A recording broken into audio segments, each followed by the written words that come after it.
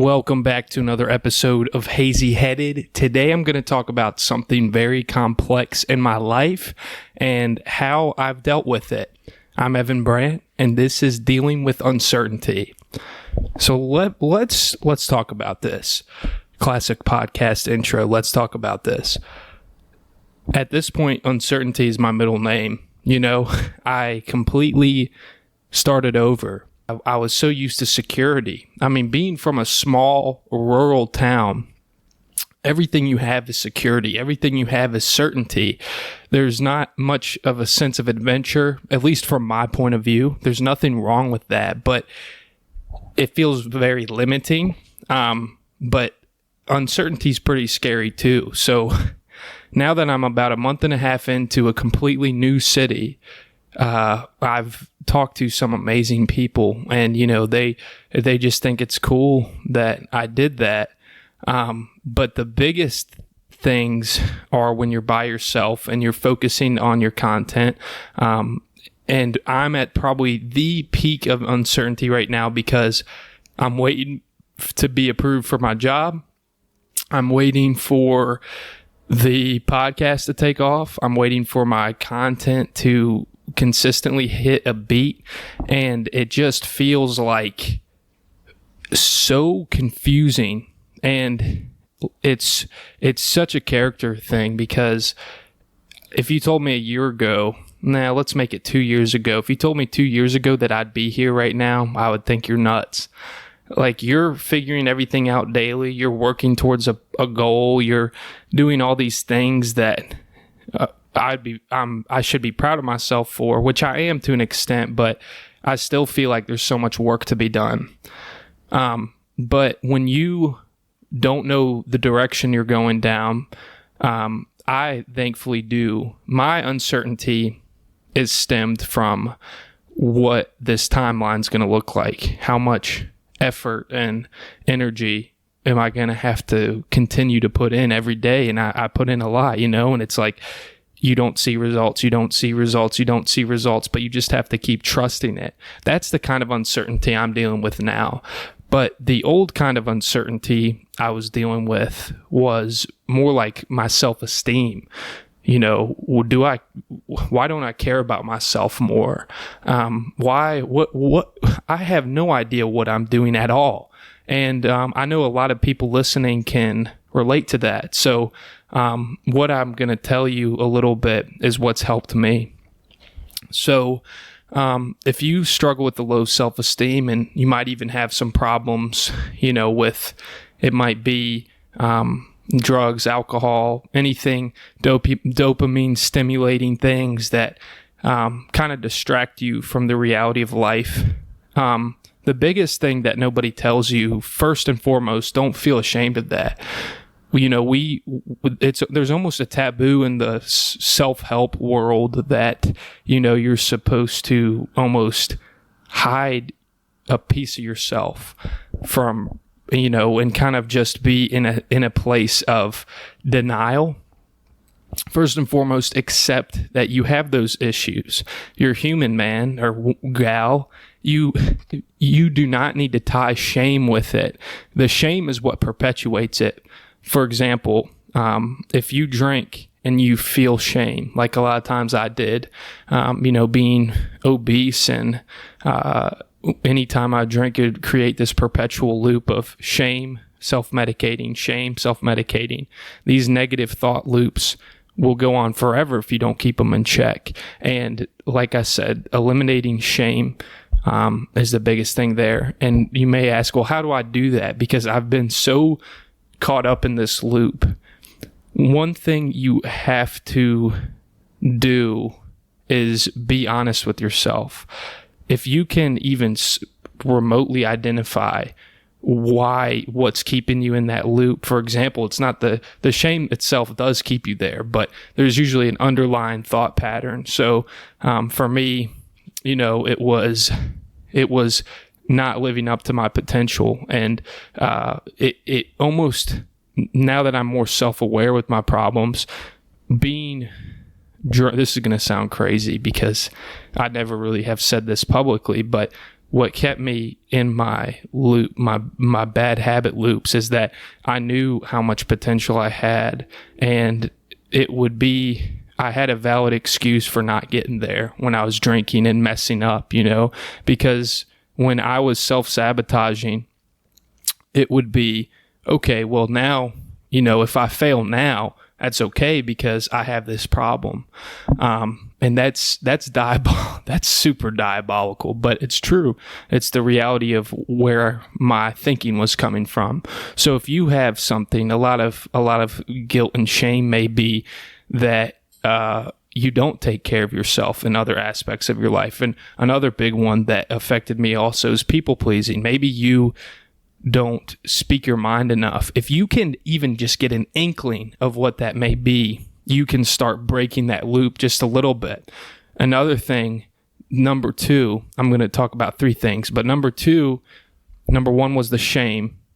Don't have shame in what you're doing. Also, don't be afraid to slip up again. If you slip up again, this comes back to anything you're doing. If you are trying to eat healthier and you have a carb blowout, what's way more harmful than that is getting back into the old habits. And the biggest way to do that is just accepting reality for how it is and saying, okay, I fucked up. Cool. Life moves on.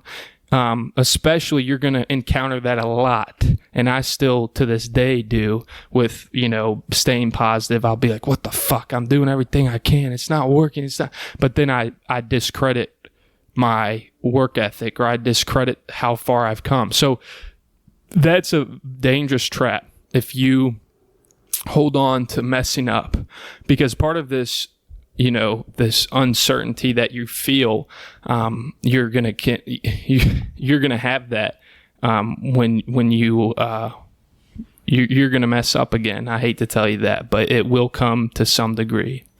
And the last thing I would say is ditch the timeline. This is the biggest thing I'm working with on myself. I have all these expectations that I should be here by this time. You should be aggressive with the goals that you can control. Like, okay, today I'm going to do a podcast episode. Some days I don't feel like it. Today I really did, because I was thinking on my walk, I was like, uncertainty is what I'm dealing with so much. It's going to be a great perspective. So today, but some days it's not going to be like that. Some days you're just going to have to roll your eyes and get it done. So just get rid of your expectations of, let's say, oh my God, I need to be 20 pounds lighter in 2 weeks. Because when you go into an uncertain situation and you have a goal, this kind of ties back to this is kind of wavering away from the uncertainty that I was saying that I used to be controlled by, but where I am now, the uncertainty that I'm dealing with now. You're going to say, okay, I wanted this done. I should have had 1,000 followers 6 months ago. Well, it doesn't go your way all the time. And that's the thing. The biggest relief that you can give your mind is saying, okay, I'm going to take those expectations away and just really focus on what I can control. You can have time frames like, look, I'm going to do this for an hour, this for an hour, this. I'm going to plan this way. Those are things you can control, but the outcome is ultimately in God's hands. And even if you don't believe in God, it's not in your hands at all. So all you can do is have faith.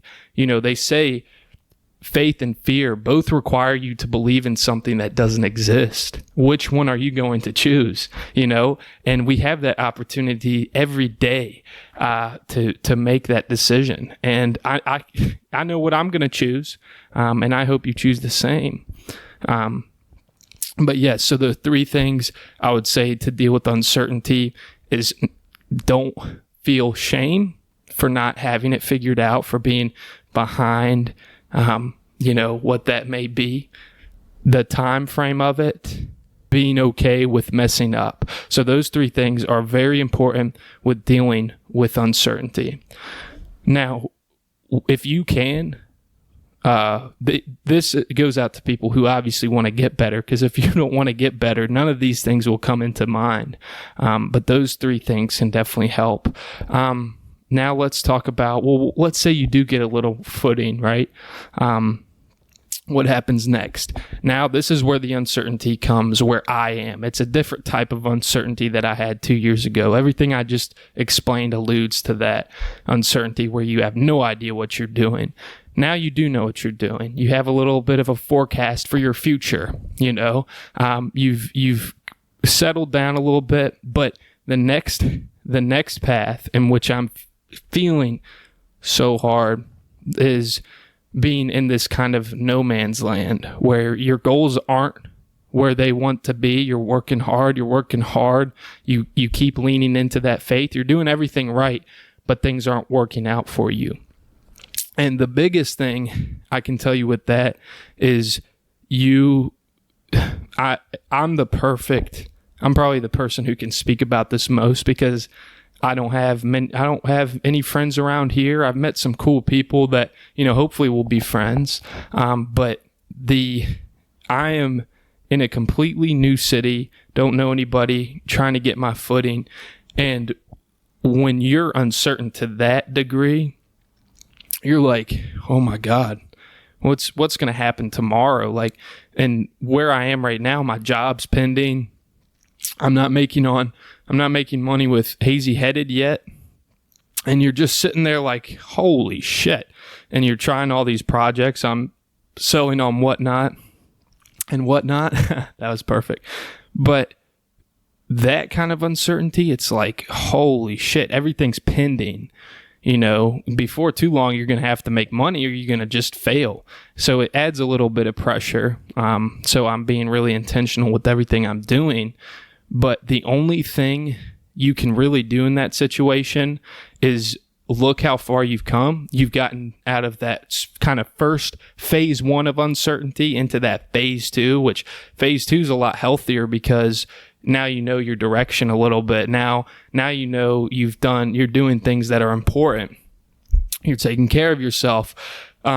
So really, the only thing you can do, it's not pretty. You're just going to have to continue every day. Just keep having that unwavering faith.